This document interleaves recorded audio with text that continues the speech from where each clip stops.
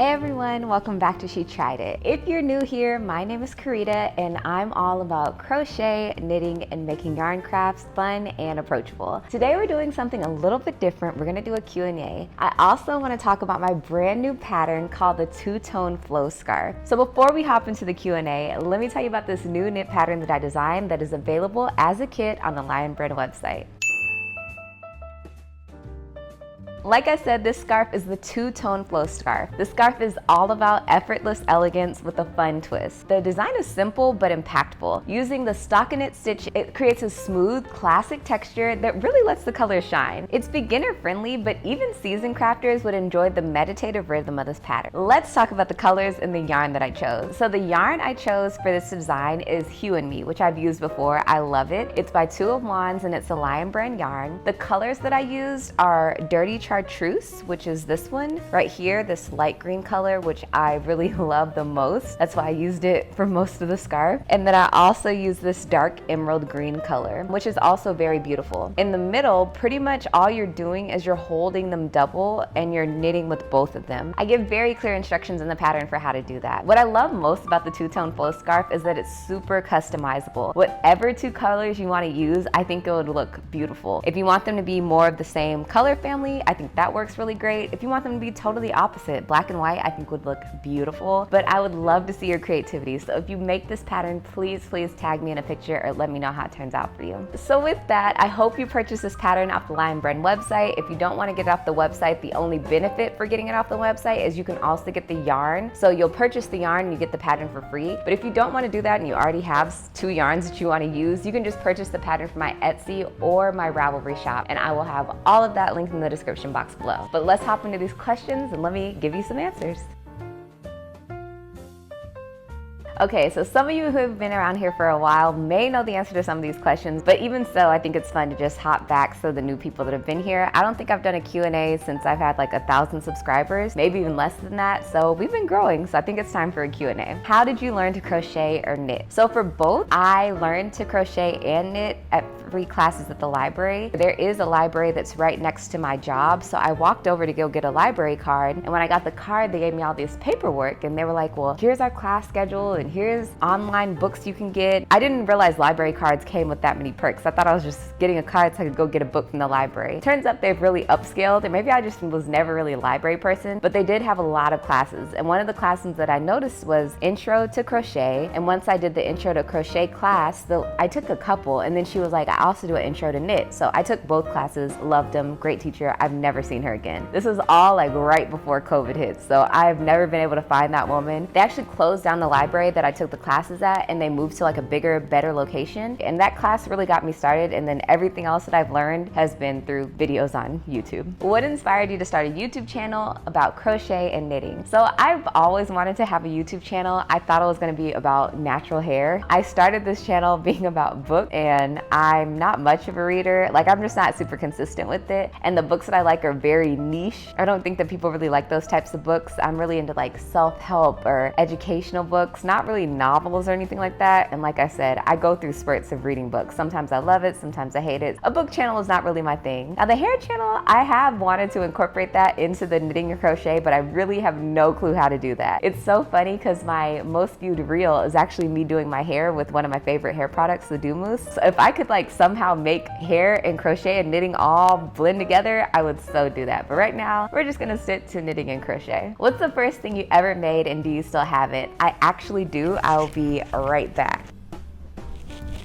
So this is the first thing I made. I was following a YouTube video. Of course, I made like a little swatch in the class. It was not this, but this is like a white sweater that I made. I specifically remember using a smaller hook than the yarn recommended. So this is a very dense sweater. I've never had to wear it here in Houston, but it's beautiful. I can't deny how pretty it is. It is crochet. My first knit make that I made is the first tank top that I have here on my channel. So there's no video for this because this is before I started my YouTube channel, but I love how this turned out. What What has been your biggest crochet or knitting fail? I don't know, knitting fails are easier for me to come by. I know there was one recent one where I was trying to make a top that had the crisscrosses or something. That pattern was way too complicated for me, and knitting patterns always tend to humble me to make me realize like I'm not as advanced as I think I am. But I haven't really had any crochet fails. Crochet, there was one pattern. If a pattern doesn't work for me, I don't film a video about it, of course. I bought a pattern from a designer that I was really excited to make something from, and it had really intricate designs and like cabling or something, because I always wanted to do crochet cabling. Turns out cabling really matters if you're going left to right or right to left, and I think I go backwards when I crochet because I'm left-handed, and I don't think her pattern took that into account. Honestly, no pattern really takes that into account, not even mine. Anyways, her pattern didn't work for me, so I didn't get to make that. I did learn something, but I just couldn't make what she was actually designing. However, I probably am gonna in the future buy another pattern for her so I can actually show off her designs because they're really great. Do you prefer crochet or knit, and why? I've made a video all about this. If you're curious, definitely go check that out. I don't have a favorite. There's certain things that I prefer in each one. I will say that there are certain things I am adamant about. Like, I really don't like crochet ribbing. I just think it's ugly. Like, this is not my favorite. It doesn't even look like ribbing.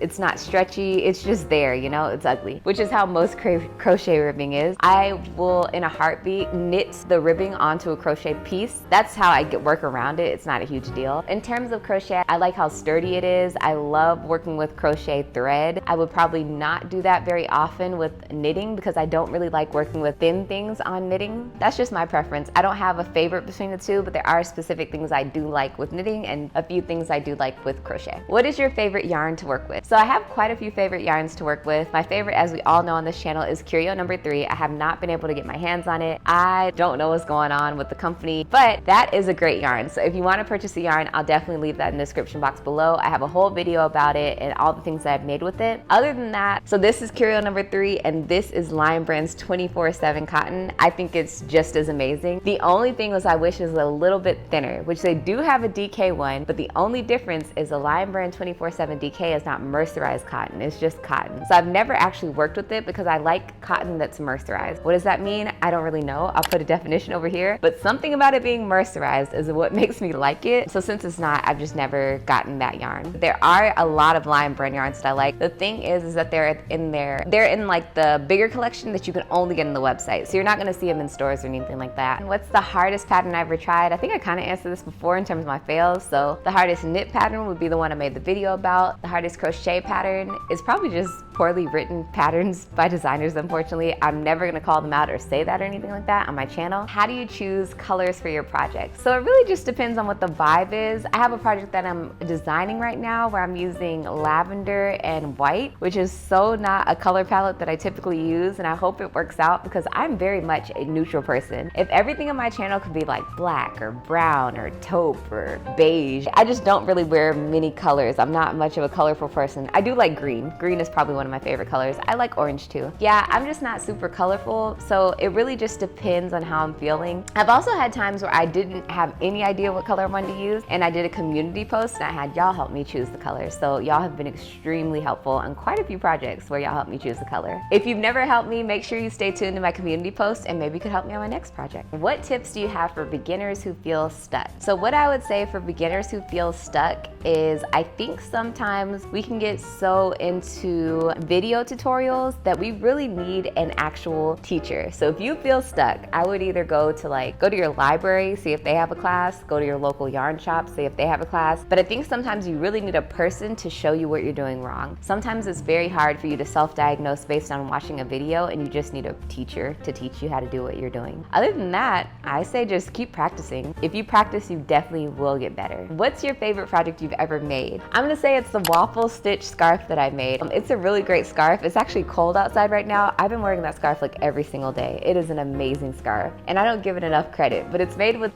Hue and Me? I think it's made with Hue and Me yarn, but it's made with a very thick yarn and like big enough needles, so it has a great drape to it. I love it. The favorite project that I've designed, dang, I have a lot of them. I love all the little purse things, like the phone case thing I made. I also love the purse that I made with the beads, the black and white bucket hat. I really like everything. Yeah, I don't have an answer for a favorite design. That scarf is definitely my favorite pattern I made by another person.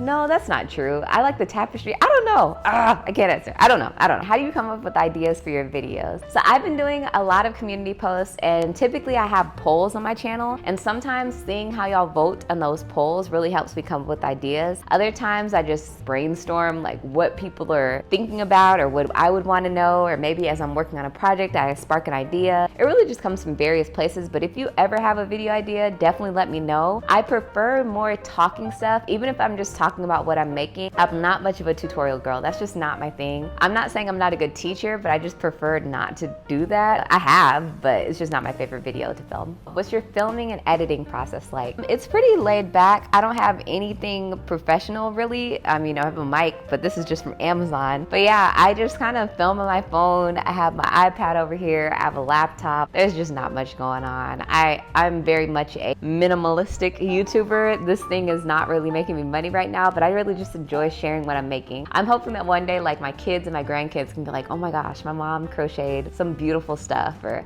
my grandma was getting it. I'm excited for the future, but I have no real plans with this channel. Do you get nervous about posting videos? I think I used to get nervous when I was more in like the book niche. I don't know why, but for some reason with knit and crochet, there is one person, and I'm talking about in my entire company, that even knits or crochets. That's like a niche that I don't think anyone would ever find me. Plus, I don't think people from my job watch YouTube. They definitely don't watch my videos. If they do, they don't tell me about it, but no, I don't get nervous. I think the only thing I get nervous about is if people I knew were watching, but because I don't know that, I'm not really that nervous about posting. What advice do you give someone who's starting a crafting YouTube channel? I would just say just go for it. I don't think there's any rules to follow. I know it's easy to think like, oh, I gotta do this thing to go viral, or even YouTube will tell you like this is what's trending right now, and that's great if that's your goal, but I just really form my YouTube channel around what I'm interested in. So if there's something I want to make or I want to design, that's what I'm filming a video about. I have started incorporating more helpful videos where I'm talking more, but for the most part, this is really just a place where I get to share everything that I'm making, and I sprinkle some information in there every once in a while. I don't know, just make it a channel that you'd enjoy watching yourself, and I think you'll be perfectly fine. How do you balance creating videos with your other responsibilities? And this is a good one because that can be hard for a lot of people. I think when it becomes more, oh my gosh, this is like a job, then it becomes more pressure, but this is definitely very much a hobby, so there's not any pressure at all. I've tried staying on a schedule just for, you know, the ease of the viewer, but for the most part, I will alter between posting every single week, and sometimes I do every 2 weeks. I find 2 weeks is probably the easiest, so I'll probably stick with that for as long as I can. As long as I'm consistent, I'm totally fine. I don't really have any issues. I just kind of post when I can and don't post when I can't. I'll take a break, and sometimes I'll announce it, sometimes I won't. I don't ever plan on leaving for like years and then not posting and not saying anything. If I leave for a very, very long time, I definitely say something. I typically also take a break during the holidays like December, and I'll take a break during the summer. So I definitely set up those breaks where I'm not filming, I'm not thinking about videos, I'm not thinking about YouTube, nothing like that. I might still be crocheting, but I'm not really thinking about YouTube at that time. How did you start selling your crochet and knit items on Etsy? So you may not know this, but I actually do sell the things that I make on this channel on my Etsy shop. I only have, I think, 2 things right now, but if there's anything on my channel that you're like, oh, I would actually buy that, let me know. I just haven't posted on Etsy because actually selling physical items on Etsy can be a little bit more difficult. For the most part, selling my crochet and knit patterns on Etsy has been a breeze. I also sell beanies on Etsy. I have physical handmade gifts, and I also have digital downloads, so both of those have not been difficult at all. I remember a lot of people back in the day were talking about the Etsy fees and how that bothered them, but I don't know what the issue was, because if I'm missing something, the fee is only 20 cents. I'm not really struggling with that. I think I'm doing okay. Maybe there's an issue with it and I just haven't looked into it yet, but so far I have no trouble selling on Etsy, and I also have a Ravelry shop, and I don't think there's any fee for selling on there. But again, a lot of people have issues with Ravelry, and I don't really even know what the drama was about that. What's your most popular item in your shop? By far, my most popular item in my Etsy and Ravelry shop, and maybe even on Lion Brand, but I don't really know how their sales are on there. It's the split stitch sweater, which I think is an amazing design. It's a 2-tone sweater. One side that I made is green and the other side is navy blue. And so what I'm actually working on right now is a split stitch cardigan, and that's gonna be really nice because I love cardigans, so I think it's gonna be beautiful. I can't wait. This is actually what I have so far. So I haven't gotten that far, but as you can see, it is looking pretty nice. Nice. How do you price your handmade items? That is also a difficult question. I kind of just look at what other people are selling and try to make it comparable or a little bit cheaper, just because I do it for the joy of making. If I'm not gonna wear it, I just want somebody that enjoys it to have it, which is not very competitive, but that's just not my nature. I'm not trying to be a crochet maker. I'm just making it and I just want somebody to enjoy it. I'm not really the person to go to about pricing your items on handmade items like that. What's the biggest challenge of running a handmade business? The biggest challenge of running a handmade business probably is thinking of new designs. I bet if I had designs coming out consistently, like there are some designers where it's like every single so many days they have a new design. My brain just doesn't work that way. It can be months before I think of another design that I want to come up with. And because it takes me so long, I think that makes it where people don't look to me for designs, which I don't think they should. I think there's so many other amazing designers out there. If I have something great, I have something great, but designing is not like the top tier thing. I love making other people's stuff because there's just so many creative people, and I would rather show you all the other people's designs I made than you just buying my designs. That's just my thought. I'm a crafter more than I am a designer. Do you ever take custom orders, and what has been your most unique request? No, I do not take custom orders. I don't really like making stuff like that. I like finding stuff that I like. I have made stuff for my mom, my dad, and my husband now, but I don't really make stuff for other people. That's not something I really want to do. I just like making stuff for me. I'm definitely a selfish crafter. What's your favorite craft besides crochet and knitting? I think besides those two, I would say cooking. I like doing my hair. I like baking. I like eating. I have a few other hobbies. I like coloring. I haven't done it in a while, but I really do like coloring. Oh, and I love puzzles. Yeah, I have quite a few other hobbies, but it's definitely not just living on crochet, and I take breaks all the time. If you could only crochet or knit one thing for the rest of your life, what would it be? It would definitely be cardigans. I love a good cardigan. Oh my gosh, cardigans are just the best. I have a whole video about why cardigans are awesome, and I don't talk about it, but I just kind of show all the different ways you can style it. Cardigans are just so amazing. I also am really starting to like scarves. I don't know what's gotten into me, but I love a good scarf, like especially when it's cold outside. What are your hobbies outside of crafting? I feel like this was kind of what I answered in the other one, but maybe I was supposed to say a craft, not really a hobby. But yeah, the walking, doing my hair, cooking, baking, doing puzzles, watching movies. Who inspires you the most creatively? I think just kind of looking through other people's stuff, scrolling through TikTok and scrolling through Instagram and Pinterest, like all those are filled with inspiration. Definitely Instagram and Pinterest. They know that I love crochet and knit over there, so the inspiration that I get in my feed is quite amazing.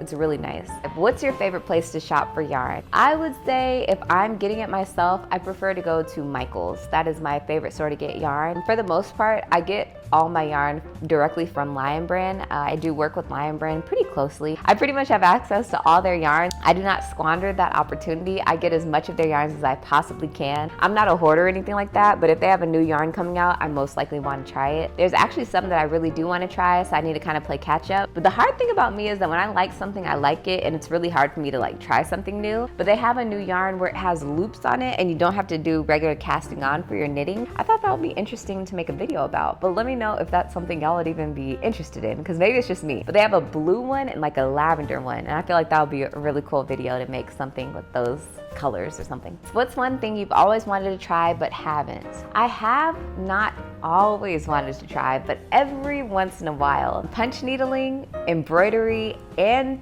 Tunisian crochet pop into my head, but I haven't tried any of them. I also want to try sewing actually, but I probably had the most inkling to try sewing more than anything else, and that is something I definitely plan on getting into a little bit either later this year or early next year, but that's something I really, really want to get into. If you could collaborate with another crafter or company, what would it be? I would love to collaborate with TL Yarn Crafts. I mean, who doesn't want to do that? Bella Coco Crochet, pretty much any crochet channel would be really cool. I love that I get to work with Lion Brand. I really can't beat that. But another company, I don't know, a local yarn shop, and I haven't been to any local yarn shops in Houston or Texas or anything like that. So maybe if I just went around, I would actually know some other stuff. But I don't know how you collaborate with people, but if you want to collaborate, just let me know. We can figure something out. How do you stay motivated when you lose your crojo? Well, I made a whole video about this. I find that I get motivated just by taking a break. I don't don't think there's anything wrong with taking a break. When I lose my crojo, it just means that I'm burned out. I take a break, come back fresh, and that's usually all I need to do. And what's your dream project or goal for your channel? Right now, my biggest goal for the past like couple of years has been to get to 5,000 subscribers. That would be amazing. But other than that, I just want to keep making stuff. I have definitely been making more stuff that's colorful, which I'm very proud of myself about. I don't think I've made anything like in the neutral family in a while, but maybe if I scroll down, I'll see like the last thing I made was neutral. But I've been trying to incorporate way more colors, and I'm really proud of that. So just keep making colorful, beautiful pieces and showing off designs from amazing designers.